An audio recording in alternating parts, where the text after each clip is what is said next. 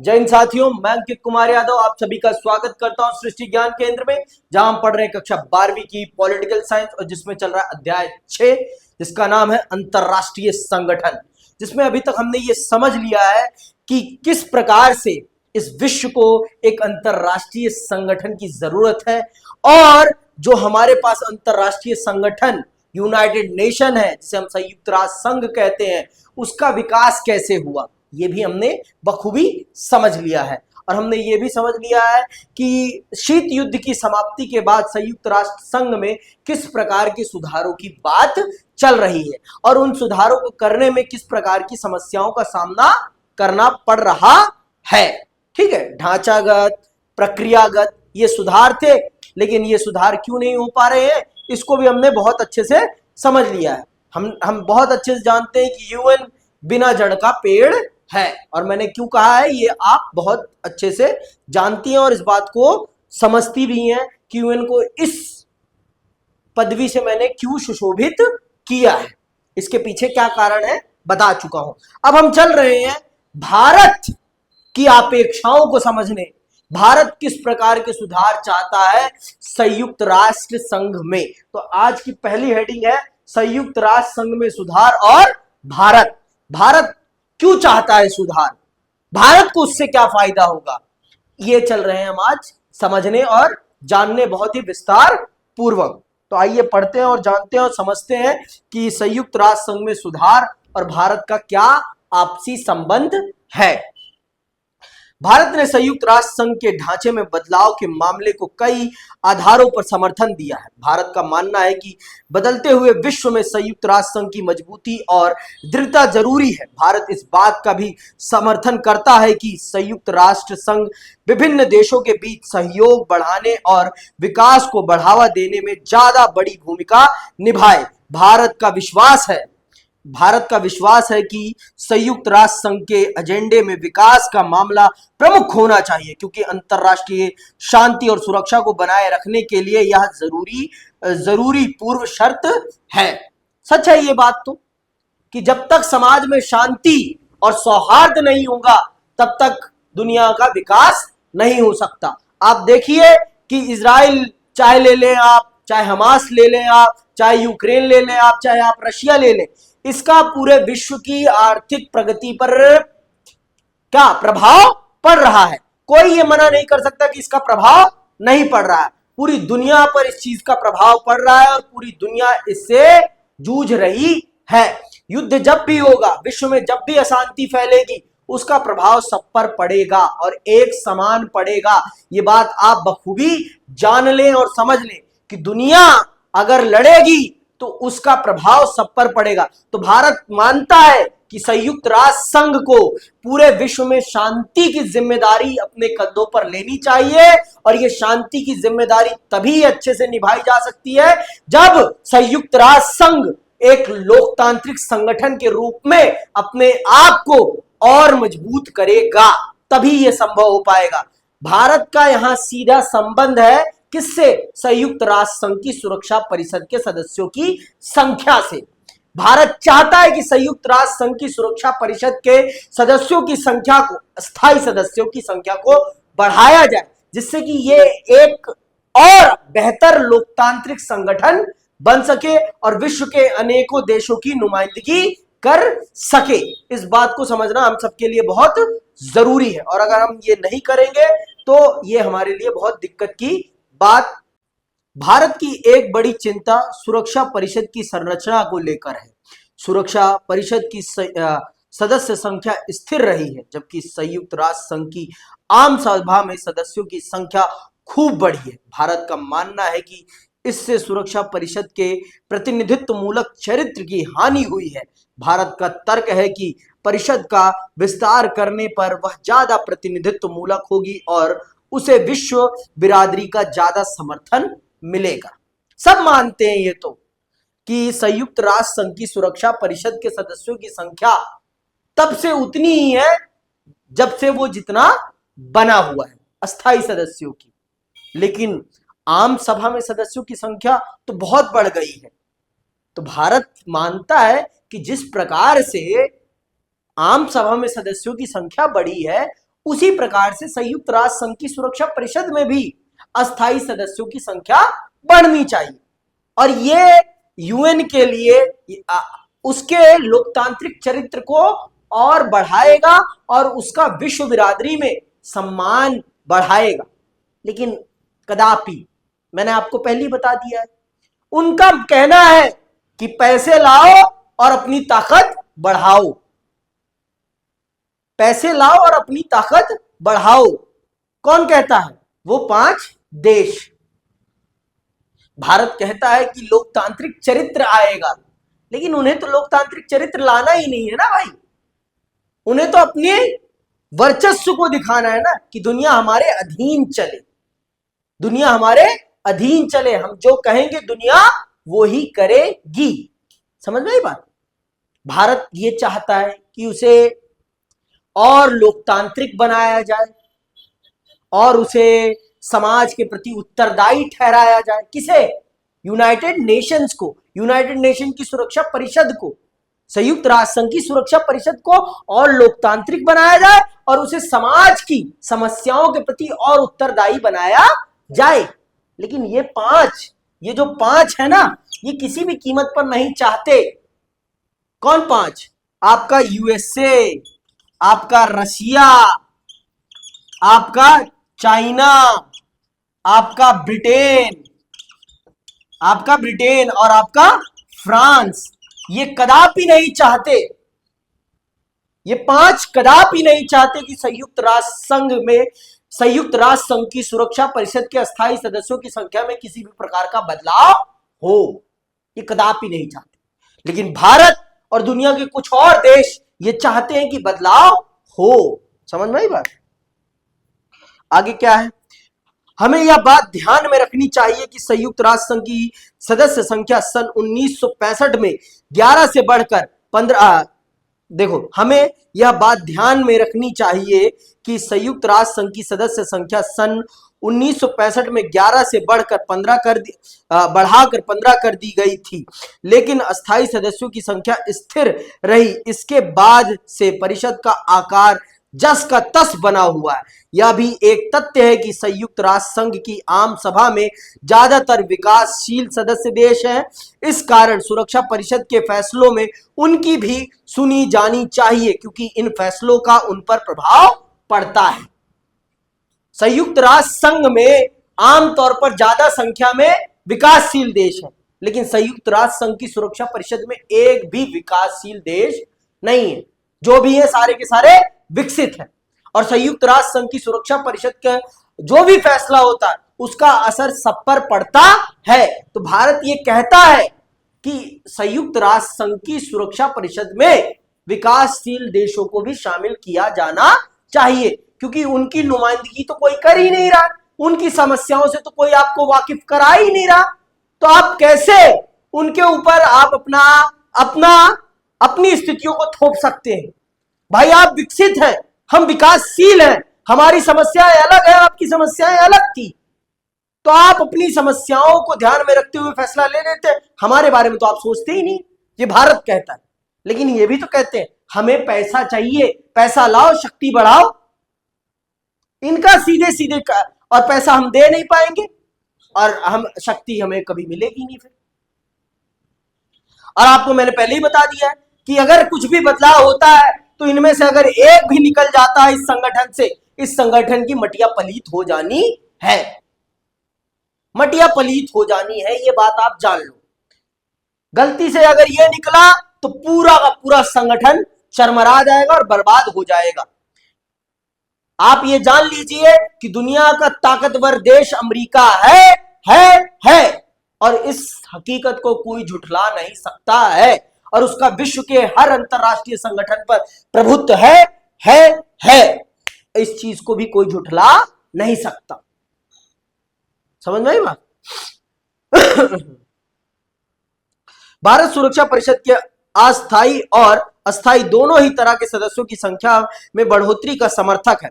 भारत के प्रतिनिधियों का तर्क है कि पिछले कुछ वर्षों में सुरक्षा परिषद की गतिविधियों का दायरा बढ़ा है। सुरक्षा परिषद के कामकाज की सफलता विश्व बिरादरी के समर्थन पर निर्भर है। इस कारण सुरक्षा परिषद के पुनर्गठन की कोई योजना व्यापक धरातल पर बननी चाहिए। मिसाल के लिए उसमें अभी की अपेक्षा ज्यादा विकासशील देश होने चाहिए। आश्चर्य नहीं कि भारत खुद भी पुनर्गठन सुरक्षा परिषद में एक अस्थायी सदस्य बनना चाहता है। भारत बनना ही चाहता है, तभी वो इतनी पैरवी कर रहा है सुरक्षा परिषद की अस्थायी सदस्यता में, और उसकी संरचना में सुधार होना चाहिए। क्यों बनना चाहता है भारत, कभी आपने सोचा है? हाँ, भारत क्यों बनना चाहता है संयुक्त राष्ट्र संघ की सुरक्षा परिषद का सदस्य, वो भी अस्थायी, अस्थायी नहीं, स्थायी? क्यों? कभी मन में ये प्रश्न आया? आना चाहिए ये प्रश्न, आना चाहिए ये प्रश्न, लेकिन हम लोगों के मन में आता नहीं है। भारत भी वही ताकत चाहता है जो इनके पास है, इन पांचों के पास। स्पेशल पावर, स्पेशल अटेंशन, सबको पसंद है ना, special power and special attention, वही चाहता है भारत भी। उसका भी दुनिया पर प्रभुत्व हो, वो जो कहे दुनिया उसकी बातों को सुने और उसके पीछे चले। भारत भी यही चाहता है, हकीकत तो यही है। भारत भी वैश्विक राजनीति पर अपनी छाप चाहता है, वैश्विक राजनीति के मुद्दों पर अपना पॉइंट ऑफ व्यू रखना चाहता है और अपने पॉइंट ऑफ व्यू से दुनिया को चलाना चाहता है। समझ में आई बात? सब चाहते हैं यही, सबकी मानसिकता एक ही है, किसी की अलग नहीं है, थोड़ी बहुत ऊपर नीचे हो सकती है बस। सब दुनिया को अपने अधीन ही चलाना चाहते हैं, सब दुनिया को चाहते हैं कि दुनिया हमारे हिसाब से चले। समझ में आई बात? सबकी यही इच्छा है, किसी की दूसरी इच्छा नहीं है। सब चाहते हैं कि दुनिया पे को जिस रास्ते पे हम लेकर चलना चाहें, दुनिया उसी रास्ते पर चले, दुनिया हमें फॉलो करे, दुनिया हमें फॉलो करे। और दुनिया जब आपको फॉलो करेगी तो उससे आपका क्या, आपका कद बढ़ेगा, आपका राजनीतिक वर्चस्व बढ़ेगा। समझ में आई बात? भारत भी चाहता है कि अगर देखो, अगर उसे अस्थायी सदस्यता मिल जाती है तो एशिया में उसकी एक अलग पैठ बन जाएगी, एशिया में उसकी एक अलग पैठ बन जाएगी, और उसके जो छुटभइये देश है वो उसके अनुसार फिर चलने के लिए अपने आप तैयार हो जाएंगे, क्योंकि भारत फिर उनकी समस्याओं को अंतरराष्ट्रीय पटल पर रखेगा इसलिए। लेकिन यही पड़ोसी हमारे हमें देना नहीं चाहते, यही नहीं चाहते कि भारत संयुक्त राष्ट्र संघ की सुरक्षा परिषद का अस्थायी सदस्य बने। हमारी सदस्यता का सबसे पहला विरोध तो पाकिस्तान करता है, फिर बांग्लादेश करता है, ये सारे हमारे पड़ोसी हमारा कभी साथ नहीं देते, ये भी सच है। आगे सुनो तो पता चलेगा। आश्चर्य नहीं कि भारत खुद भी पुनर्गठित सुरक्षा परिषद में एक अस्थायी सदस्य बनना चाहता है। भारत विश्व में सबसे बड़ी आबादी वाला देश है। भारत में विश्व की कुल जनसंख्या का 1/5वां हिस्सा निवास करता है। इसके अतिरिक्त भारत विश्व का सबसे बड़ा लोकतंत्र है। भारत ने संयुक्त राष्ट्र संघ की लगभग सभी पहलकदमियों में भाग लिया है। संयुक्त राष्ट्र संघ के शांति बहाल करने के प्रयासों में भारत लंबे समय से ठोस भूमिका निभाता आ रहा है। सुरक्षा परिषद में भारत की अस्थायी सदस्यता की दावेदारी इसलिए भी उचित है क्योंकि वह तेजी से अंतरराष्ट्रीय फलक पर आर्थिक शक्ति बनकर उभर रहा है। भारत ने संयुक्त राष्ट्र संघ के बजट में नियमित रूप से अपना योगदान दिया है और यह कभी भी अपने भुगतान से चूका नहीं है। भारत इस बात से आगाह है कि सुरक्षा परिषद में अस्थायी सदस्यों का एक प्रतीकात्मक महत्व है, प्रतीकात्मक महत्व भी है। इससे पता चलता है कि किसी देश का अंतरराष्ट्रीय मामलों में महत्व बढ़ रहा है।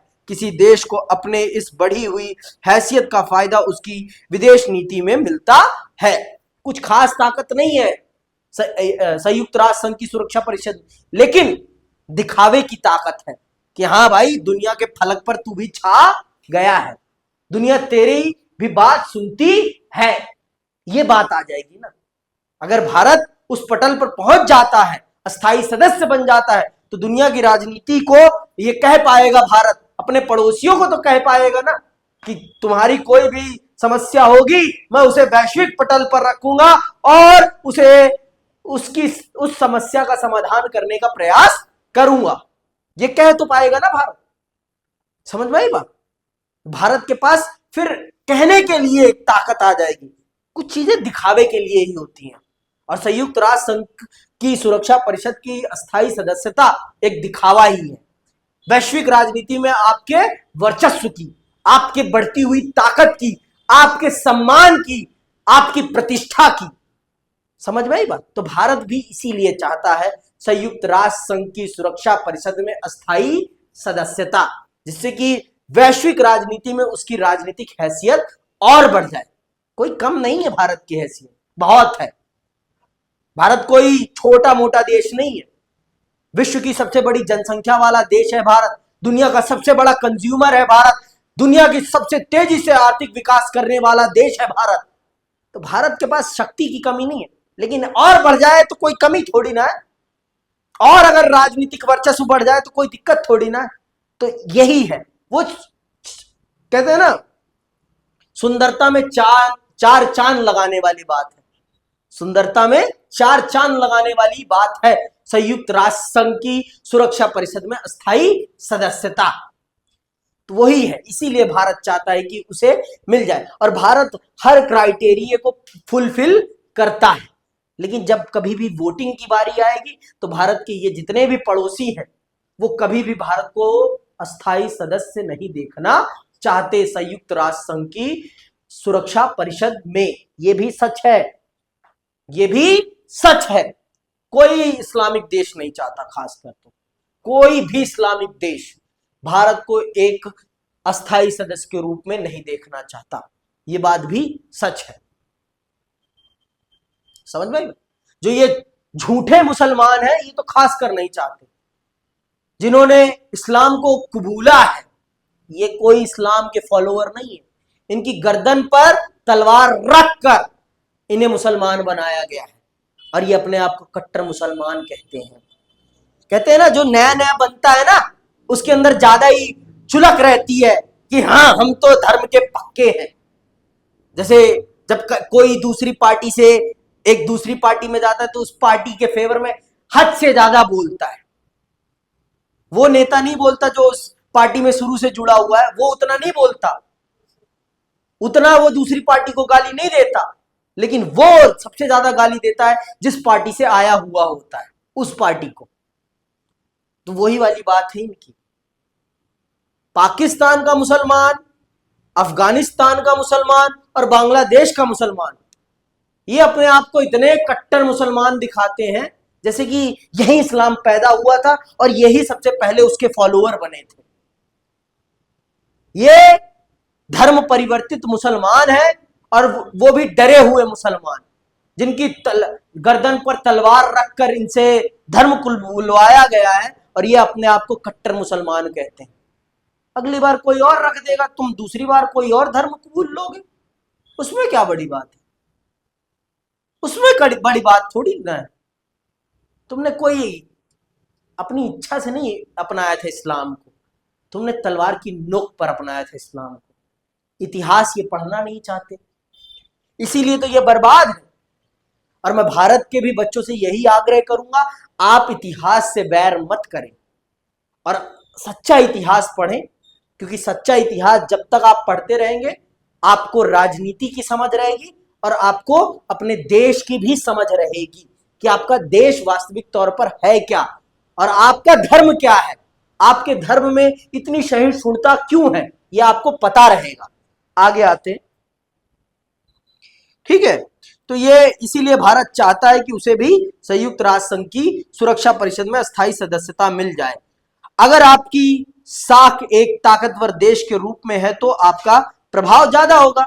प्रभाव के लिए चाहता है भारत, प्रभाव तो सभी चाहते हैं ना, हम भी और आप भी इसलिए तो चाहते हैं कि किसी ताकतवर पोजीशन पे पहुंच जाए तो दुनिया हमारे सामने हाथ जोड़कर खड़ी हो जाए। मैं आपको सच बताता हूं, आज के समय पे जो यूपीएससी के बच्चे तैयारी कर रहे हैं, इतनी ज्यादा यूपीएससी में मार क्यों है? कभी सोचा है? सिर्फ ताकत के लिए है, किसी को सेवा नहीं करनी। यह हकीकत है, चाहे माने या ना माने, हकीकत यही है कि सब उस ताकत से प्रेम करते हैं। उस पद पे जो ताकत मिलती है ना आपको छोटी उम्र में, वो कहीं और नहीं मिल सकती, कहीं और नहीं मिल सकती। और उस ताकत के लिए लोगों में इतना पैशन है यूपीएससी करने का।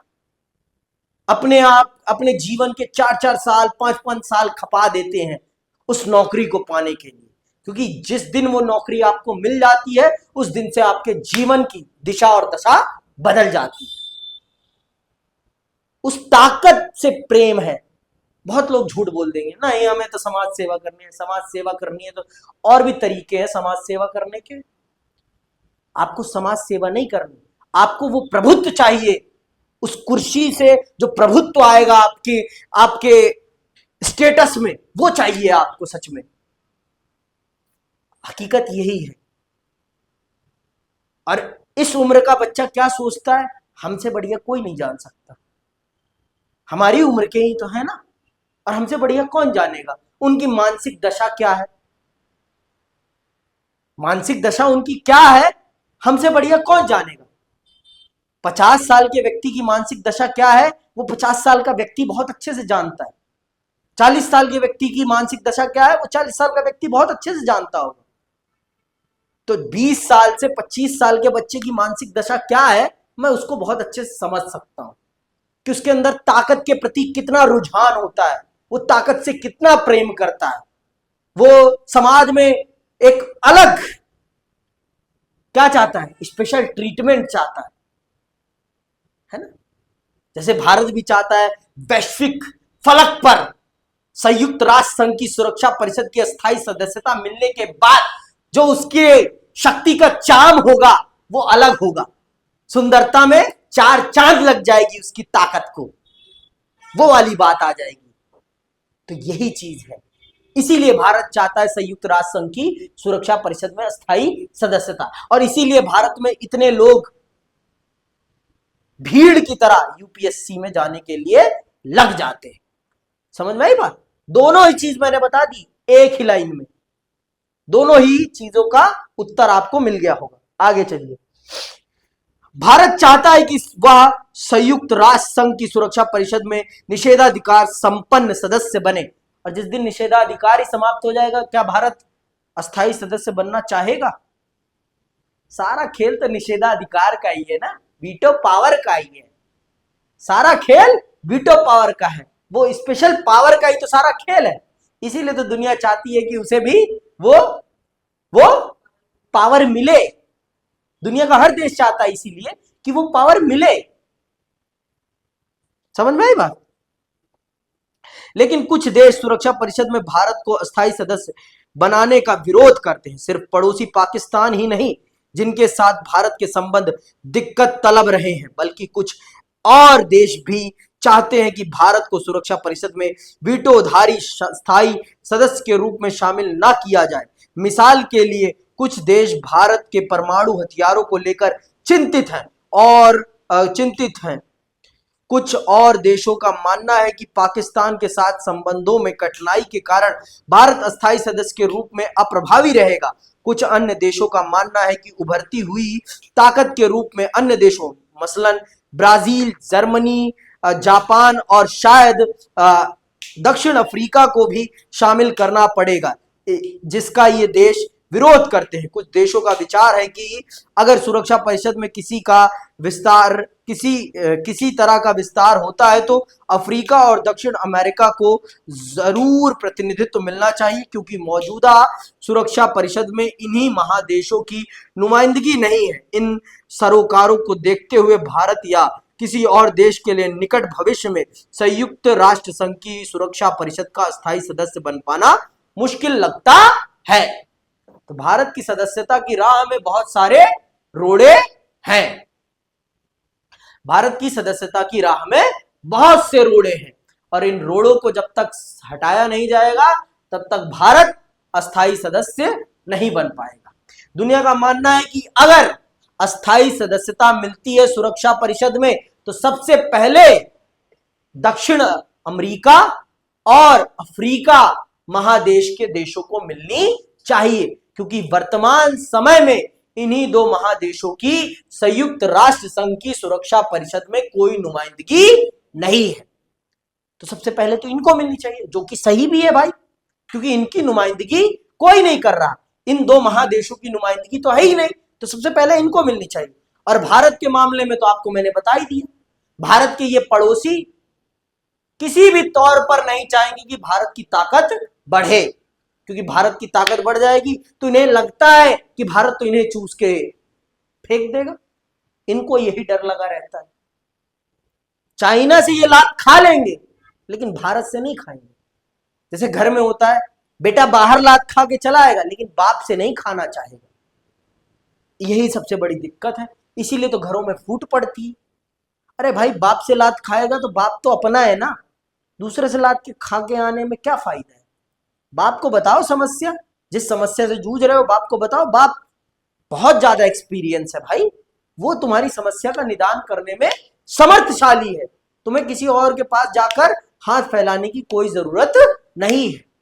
इस बात को समझो आप, लेकिन कहां समाज इस बात को समझता है और कहां कोई ये बात सुनना चाहता है। आइए अब अगले टॉपिक पे चलते हैं। अगला टॉपिक क्या है? एक ध्रुवीय विश्व में संयुक्त राष्ट्र संघ। एक ध्रुवीय विश्व में संयुक्त राष्ट्र संघ की क्या हैसियत है, ना मुझे बताने की जरूरत है और ना ही आपको जानने की जरूरत है, आपको पहले से ही पता है ये चीजें। तो संयुक्त राष्ट्र संघ की क्या औकात है ये मैं भी जानता हूं और ये आप भी जानती हैं, पर ये जनता नहीं जानती, इसको बताना जरूरी है। तो चलिए जानते हैं और पढ़ते हैं कि क्या है संयुक्त राष्ट्र संघ की एक ध्रुवीय विश्व में औकात। संयुक्त राष्ट्र संघ के ढांचे और प्रक्रिया में सुधार से कुछ देशों की यह आशा भी बंधी रही है कि इन बदलाव से संयुक्त राष्ट्र संघ एक ध्रुवीय विश्व में, जहां अमेरिका सबसे ताकतवर देश है और उसका कोई गंभीर प्रतिद्वंदी भी नहीं, कारगर ढंग से काम कर पाएगा। क्या संयुक्त राष्ट्र संघ अमेरिकी प्रभुत्व के विरुद्ध संतुलनकारी भूमिका निभा सकता है? क्या यह संगठन शेष विश्व और अमेरिका के बीच संवाद कायम करके अमेरिका को अपनी मनमानी करने से रोक सकता है? जी नहीं, कदापि नहीं रोक सकता, क्योंकि अमेरिका ही इसका कर्ता धरता है। और अगर इसमें से अमेरिका निकल जाएगा तो इस संगठन की भी राम नाम सत्य हो जाएगा। इस संगठन का राम नाम सत्य तभी तक नहीं है जब तक इसमें कौन है, जब तक इसमें संयुक्त राज्य अमेरिका है। और जिस दिन संयुक्त राज्य अमेरिका इस संगठन से निकला, वॉकआउट किया उसने, उसी दिन इस संगठन की क्या चिता जल जाएगी। समझ में आई बात?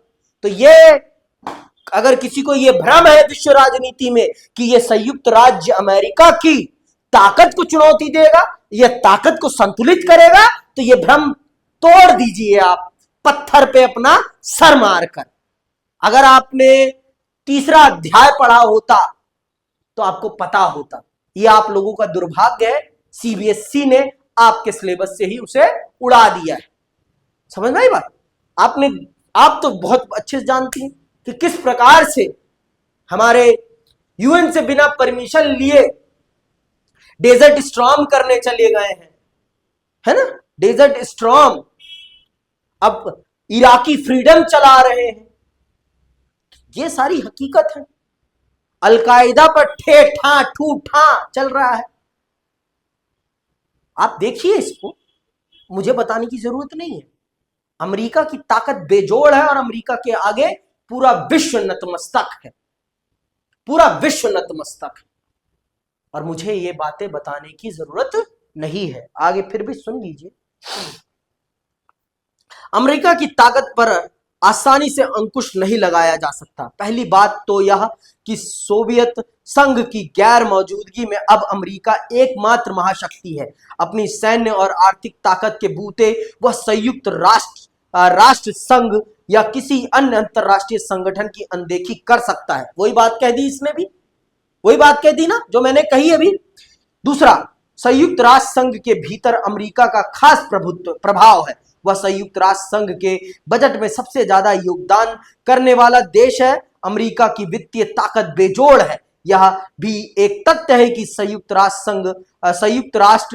राष्ट्र संघ अमेरिकी भू क्षेत्र में स्थित है और इस कारण भी अमेरिका का प्रभाव इसमें बढ़ जाता है। संयुक्त राष्ट्र संघ के कई नौकरशाह इसके नागरिक हैं। इसके अतिरिक्त अगर अमेरिका को लगे कि कोई प्रस्ताव उसके अथवा उसके साथी राष्ट्रों के हितों के अनुकूल नहीं है अथवा अमेरिका को यह प्रस्ताव ना जचे तो अपने वीटो से वह उसे रोक सकता है। अपनी ताकत और निषेधाधिकार के कारण संयुक्त राष्ट्र संघ के महासचिव के चयन में भी अमेरिका की बात बहुत वजन रखती है। अमेरिका अपनी इस ताकत के बूते शेष विश्व में फूट डाल सकता है और डालता है ताकि उसकी नीतियों का विरोध मंद पड़ जाए।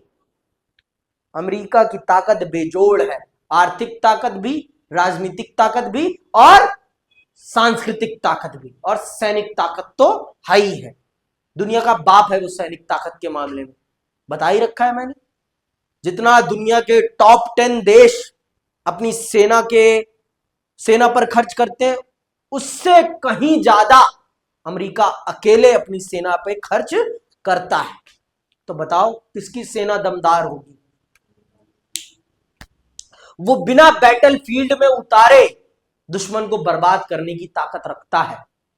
बिना अपनी सेना को बैटलफील्ड में उतारे दुनिया की दूसरी सेनाओं को बर्बाद करने की ताकत रखता है और उस सेना को अमेरिकी सेना कहते हैं। यह है अमेरिका की सैन्य ताकत। और आप सबको पता है कि अमेरिका के बिना किसी की न सुबह होती है और न ही किसी की रात कटती है। इंस्टाग्राम तो सब चला रहे हो ना आप, सुबह भी good morning good night Instagram पे जा रहा है। और ये कहां का ऐप है? जरा दुनिया सर्च करे और पता करे तो पता चल जाएगा कि अमेरिका की आर्थिक ताकत क्या है, अमेरिका की सांस्कृतिक ताकत क्या है, किस देश के कल्चर से आप ज्यादा इन्फ्लुएंस है। आपको म्यूजिक किसका पसंद आता है? रिहाना का, है ना? आपको नहीं पसंद आता, इस दुनिया के बतेरे बच्चे हैं जिन्हें रिहाना बहुत पसंद है। और कौन बेबी बेबी किसने गाया है? अरे जस्टिन बीबर। और उसका फैशन सेंस बहुत अच्छा लगता है इस देश के बच्चों को। आपको नहीं, इस देश के एलीट क्लास को बहुत अच्छा लगता है। जिनके पास इस देश में पैसा है ना, उनको बहुत अच्छा लगता है। और दुनिया की महंगी महंगी कारें किस देश के पास है? तो इससे ज्यादा दुनिया का पैसा कौन चूस रहा है गन्ने की तरह? अमेरिका। मैंने आपको पहले बता दिया, दुनिया का 25% पैसा सिर्फ एक देश के पास है और वो है अमेरिका। तो आप खुद ही सोचो अमेरिका क्या है? अमेरिका अपने आप में इस धरा का ब्रह्म है। मैं हूं ब्रह्म, है ना? कह सकता है वो अपने आप को। जब चाहे वो दुनिया को धूम कर सकता है, जब चाहे। सच में, झूठ नहीं कह रहा हूं। उसके पूरी दुनिया में सैनिक अड्डे हैं, वो पूरी दुनिया पर कंट्रोल करता है। उसकी अंतरिक्ष में भी सबसे ज्यादा ताकत है, उसकी समुद्र में भी सबसे ज्यादा ताकत है। आओ लड़ लो, समुद्र में ही उड़ा देगा, पता भी नहीं चलेगा आपको। समझ में आई बात? इस तरह संयुक्त राष्ट्र संघ अमेरिका की ताकत पर अंकुश लगाने में खास सक्षम नहीं है। फिर भी एक ध्रुवीय विश्व में जहां अमेरिकी ताकत का बोलबाला है, संयुक्त राष्ट्र संघ अमेरिका और शेष विश्व के बीच विभिन्न मामलों पर बातचीत कायम कर सकता है और इस संगठन ने ऐसा किया भी है। अमेरिकी नेता अक्सर संयुक्त राष्ट्र संघ की आलोचना करते हैं, लेकिन वे इस बात को समझते हैं कि झगड़ों और सामाजिक आर्थिक विकास के मसले पर संयुक्त राष्ट्र संघ के जरिए 193 राष्ट्रों को एक साथ किया जा सकता है। जहां तक शेष विश्व की बात है तो उसके लिए संयुक्त राष्ट्र संघ ऐसा मंच है जहां अमेरिकी रवैये और नीतियों पर कुछ अंकुश लगाया जा सकता है। यह बात ठीक है कि वॉशिंगटन के विरुद्ध शेष विश्व शायद ही कभी एकजुट हो पाता है और अमेरिका की ताकत पर अंकुश लगाना एक हद तक असंभव है, लेकिन इसके बावजूद संयुक्त राष्ट्र संघ ही वह जगह है जहां अमेरिका के किसी खास रवैये और नीति की आलोचना की सुनवाई हो और कोई बीच का रास्ता निकालने तथा रियायत देने की बात कहीं सोची जा सके। ये भी सच है भाई कि यहां पर जाकर आप अमेरिका की नीतियों की खिलाफत कर सकते हो, बोल सकते हो कि भैया अमेरिका आपने हमारे साथ ये गलत किया, और पूरी दुनिया सुन लेगी। फिर ये भी सच है कि हाँ, संयुक्त राष्ट्र संघ विश्व का सबसे बड़ा बख्तही की चौपाल है, ये भी सच है। और जहां जाकर आप अगर कुछ बोलोगे तो दुनिया के बहुत सारे देश सुनेंगे, और गलत होगा तो फिर आपको न्याय दिलाने की कोशिश कर सकते हैं। दिला दे ये संभव नहीं, लेकिन कोशिश कर सकते हैं, और कोशिश करने में क्या जाता है। ठीक है, संयुक्त राष्ट्र संघ में थोड़ी कमियां हैं, लेकिन इसके बिना दुनिया और बदहाल होगी। आज विभिन्न समाजों और मसलों के बीच आपसी तार जुड़ते जा रहे हैं। इसे पारंपरिक निर्भरता का नाम दिया जाता है। इसे देखते हुए यह कल्पना करना कठिन है कि संयुक्त राष्ट्र संघ जैसे संगठन के बिना विश्व के 7 अरब से भी ज्यादा लोग कैसे रहेंगे। प्रौद्योगिकी यह सिद्ध कर रही है कि आने वाले दिनों में विश्व में पारंपरिक निर्भरता बढ़ती जाएगी, इसीलिए संयुक्त राष्ट्र संघ का महत्व भी निरंतर बढ़ेगा। लोगों को और सरकारों को संयुक्त राष्ट्र संघ तथा दूसरे अंतरराष्ट्रीय संगठनों के समर्थन और उपयोग के तरीके तलाशने होंगे, ऐसे तरीके जो उनके हितों और विश्व बिरादरी के हितों के से व्यापक धरातल पर मेल खाते हो। ठीक है, तो विश्व बढ़ रहा है और विश्व एक परिवार बनता जा रहा है। फिर भी हर देश की जनता में अपने देश के प्रति अलग से प्रेम है, और जिसे झुठलाया नहीं जा सकता। हर देश की जनता अपने देश से असीम प्रेम करती है, और वो नहीं चाहती कि उसके हकों में, उसके संसाधनों में कोई तीसरा आकर सेंध मारे। तो संयुक्त राष्ट्र संघ कुछ नहीं कर सकता और करने को बहुत कुछ कर सकता है। इसी के साथ इस अध्याय को मैं यही समाप्त करता हूं और मैं आप सबसे विदा लेता हूं। जय हिंद, जय भारत।